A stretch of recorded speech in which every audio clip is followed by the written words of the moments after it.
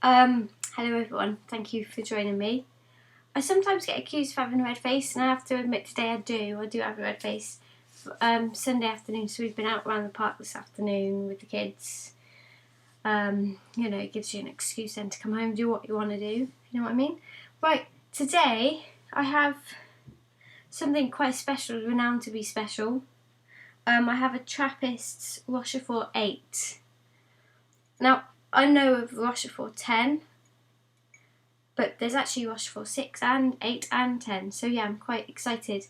Now, it looks like there's sediment here actually up on top of the bottle head. Can you just see that there? No, I don't think you can, but there is.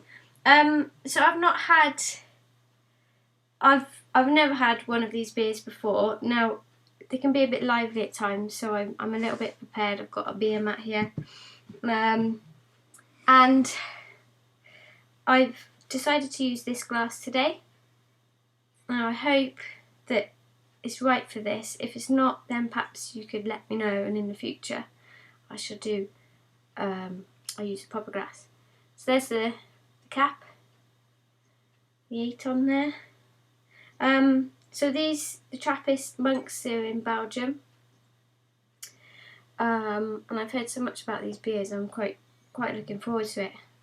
I think I'm just going to get it open. Ooh, wow, did you hear that? So, give you a closer look there. How have I got it the right way around, isn't it? If I show you, I said about the sediment on the glass, on the top of the bottleneck. There's some there still in. It's interesting. So I'm going to just give it a little pour. On my screen. Let's have a look then. It's one of my favourite glasses too. Yeah, it is quite lively. I should go careful with this because I do not want to make a mess of it. Wow, can you hear that? It's really, really fizzy. Oh wow, it's really dark. When it was pouring, it looked quite light, but it's really cloudy as well.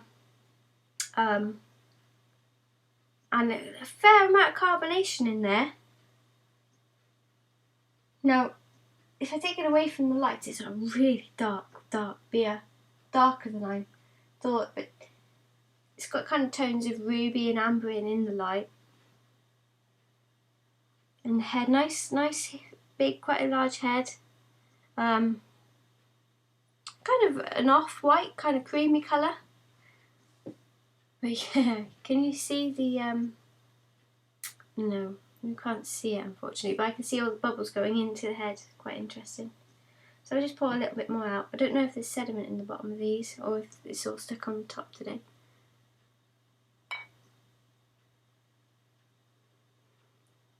So these are really, really renowned good beers, and I really want to stress an apology if I've gone wrong there, because I mean, I'm not the best pourer in the world. So let's get some smells then. Oh yeah, that kind of Belgium yeasty, almost banana-y kind of aroma is definitely coming off that.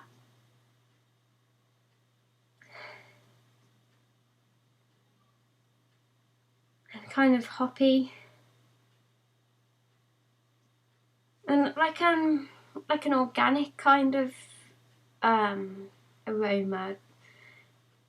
It's quite hard to explain. But it's got that kind of very wheaty, that banana-y and wheaty flavour smell that you get with beers like this. Oh, I'm spinning. Pull myself back around. Right then, cheers everyone, let's get it going. I just realised we're like 4 minutes in and I haven't even tasted the beer yet. What on earth is wrong with me? Cheers everyone.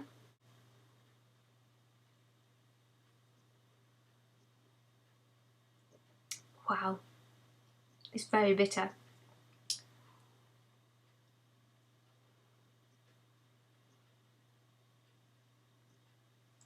It's so many flavours going on in there. There's ever so slight that banana yeasty kind of flavour, but almost like tropical fruits. In the first bit, like mango maybe.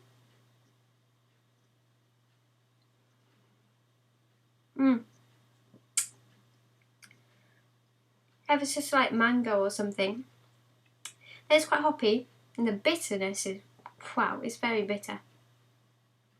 But then you've got like a really kind of strong, so that's really hard to explain.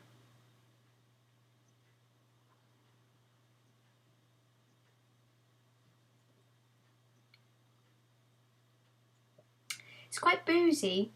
Yeah, it is quite boozy actually. So you got kind of like the banana.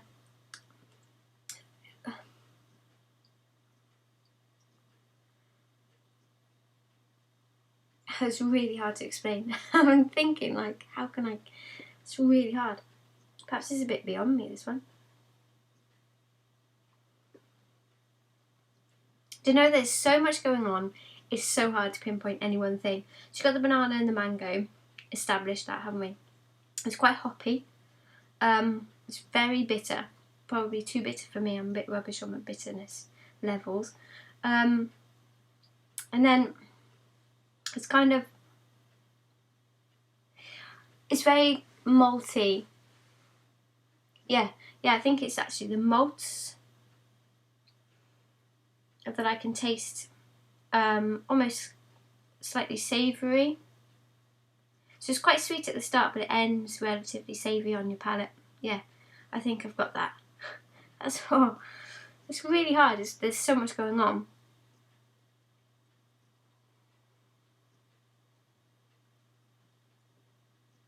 And it's really fizzy in your mouth. You take a sip and it almost froths up in there. So yeah, they obviously are quite lively, aren't they? Really dark. It's like a very dark brown. Now I'm not entirely sure. Yeah, there's definitely sediments in the bottom here, so I'm going to pour it into the beer just to give you an idea of what would happen if you do. I give it a good swirl, and then just pour it in. Don't go crazy. So I can see now loads of like the whites. Yeah, you can just see there at the bottom the sediments. There's loads in there, and it's kind of lightened up the beer a bit. So I need to give you some info on this. For example, the ABV. What's the ABV? This one's 9.2%, relatively less than the Rochefort 10. Strange what that sediment is. It's actually lapping over the lid a slight bit there. I guess that's when they were pouring it in. So let me have a look. So it's a Trappistes Rochefort 8, and it is an authentic Trappist product. Oh, pardon me, it's a nice touch. There's not really much on here in terms of English for me to read to you. But yeah, there you are. Now we got this, by the way, from, sent it to the Real Ale Guide. I think his name's Johan, so thank you. He came all the way from Sweden. So cheers, everyone.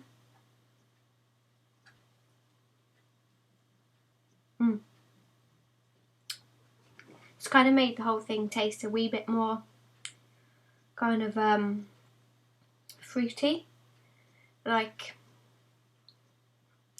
liqueur fruity kind of feeling. Anyway, I think I've rambled on quite long enough.